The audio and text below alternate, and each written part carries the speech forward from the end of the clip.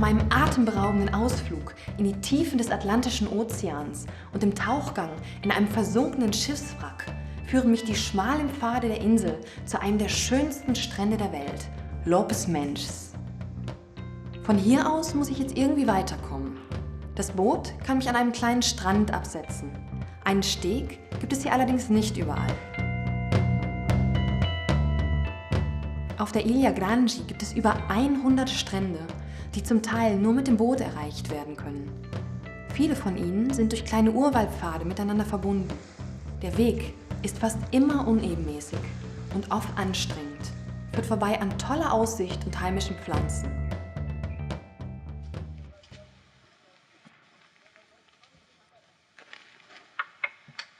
Der Bambu Brasil, eine heimische Pflanze hier, davon gibt es hier ganz viel. Der ist riesig groß und das werden wir hier noch öfter sehen. Gut zu wissen, welche Pflanzen essbar sind und welche man besser meiden sollte. Auf jeden Fall sollte man hier immer einen Experten fragen, denn die Gefahr von Vergiftungen ist zu groß. Die sind gut. Wenn man noch kein Frühstück hatte oder im Wald verloren geht, dann kann man die ganz gut essen. Die schmecken wie Brombeeren. Von einigen Pflanzen gehen andere Gefahren aus. Diese Palme hier, diese Pflanze, wenn ihr mal dran vorbeikommt, dann müsst ihr ganz doll aufpassen. Die hat nämlich richtig spitze und ganz große Dornen.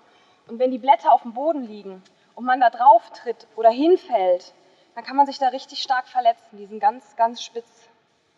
Der Weg vorbei an traumhaften Stränden, über Felsen und Steine, durch dichte Wälder, über kleine Trampelpfade, ist schon an sich ein Erlebnis. Als der Strand von Lopes Menges dann endlich sichtbar wird, bin ich begeistert. Selten habe ich solch einen wunderschönen Strand, solch blaues Meer und so weißen Sand gesehen. Ich bin hier in Lopes Menges, einer der schönsten Strände Brasiliens und sogar einer der schönsten Strände der ganzen Welt. Das Wasser ist absolut blau und der Sand ist weiß. Richtig schöner weißer Sand. Der Sand fasziniert mich besonders. Nicht nur die Farbe, auch das Geräusch beim Drüberlaufen ist einzigartig. Wenn ihr auf dem Sand lauft, dann hört sich der auch genauso an wie Schnee im Winter.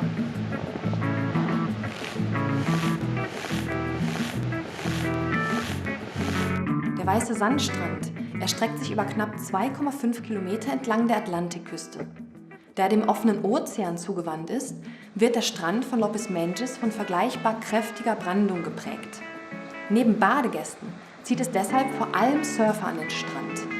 Das Wasser ist angenehm und eigentlich wollte ich Surfen auch schon immer mal ausprobieren. Hier am Strand kann man sich problemlos Surfbretter leihen. Ich suche mir ein schönes aus und möchte mich sofort in die Fluten stürzen. Das sieht immer viel einfacher aus, als es in Wirklichkeit ist. Ständig verschlucke ich mich am Salzwasser. Die Welle kommt, ich bin bereit, paddle mit dem Strom und versuche mich hinzustellen. Aber die Kraft der Welle spült mich von meinem Surfbrett. Ich habe leider nicht viel Zeit, mich lange an diesem wunderschönen Strand aufzuhalten. Ich habe ein Ziel und mein Weg führt mich jetzt fast ein bisschen zurück in die Vergangenheit, in die dunkelste und grausamste Zeit der Ilha Grande.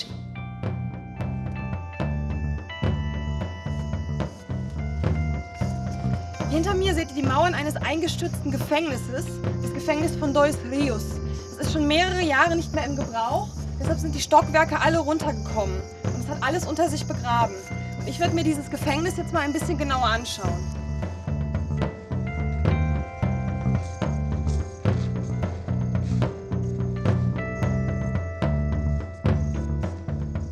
Das vielleicht grausigste Kapitel der Geschichte der Ilha Grande beginnt zur Zeit des Zweiten Weltkrieges im Jahre 1940. Damals richtete die brasilianische Regierung ein berüchtigtes Gefängnis, das Alcatraz Brasiliens, die Strafkolonie Cândido Mendes im nordöstlichen Teil der Insel ein. Bis Ende der 80er Jahre wurden dort von der brutalen Militärregierung kritische Journalisten, bekannte Künstler, politische Oppositionelle oder auch Homosexuelle zusammen mit tatsächlichen Schwerverbrechern gefangen gehalten und misshandelt. In diesem Gefängnis saßen früher viele politische Gefangene ein. Man erzählt sich viele Legenden, viele Schauergeschichten über diesen Ort. Mit Sicherheit kann man sagen, dass es hier auf jeden Fall die Methode der Folter gab und dass hier auch auf jeden Fall Gefangene gestorben sind und gelitten haben. Glück ist ein Intervall des Leidens, steht eingeritzt an einer Zellenwand. Die Haftbedingungen waren bis zuletzt grauenhaft.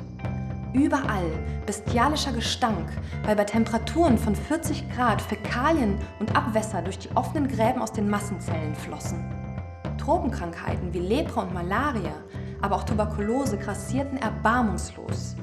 Hier wurden politische Gefangene zweier Diktaturen absichtlich mit Mördern und brutalsten Gangstern zusammengesperrt.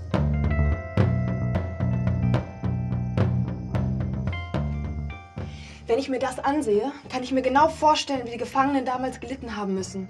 Und es waren nicht immer unbedingt Leute, die was verbrochen haben, sondern einfach politische Gefangene, die zur falschen Zeit am falschen Ort waren, die falschen Vorstellungen von Gerechtigkeit hatten. Die Geschichte des Gefängnisses ist gefüllt mit atemberaubenden Fluchtaktionen. 1986 sprang der gefürchtete Mörder, Bankräuber und Drogenboss Escadinha im Gefängnishof auf einen im Tiefflug heranpreschenden Hubschrauber auf. Die filmreiche Fluchtaktion gelang. Andere brachen sogar gruppenweise aus und schafften es per Kanu oder Holzfloß, das 19 Kilometer entfernte Festland zu erreichen. Viele wurden wieder eingefangen. Manche leben heute als Fischer frei auf der Insel. Das Abenteuer geht weiter. Ich muss mich neuen Herausforderungen und Hindernissen stellen, um mein Endziel, den Piccolo Papagayo, erreichen zu können. Der Aufstieg wird gefährlich und kräfteraubend.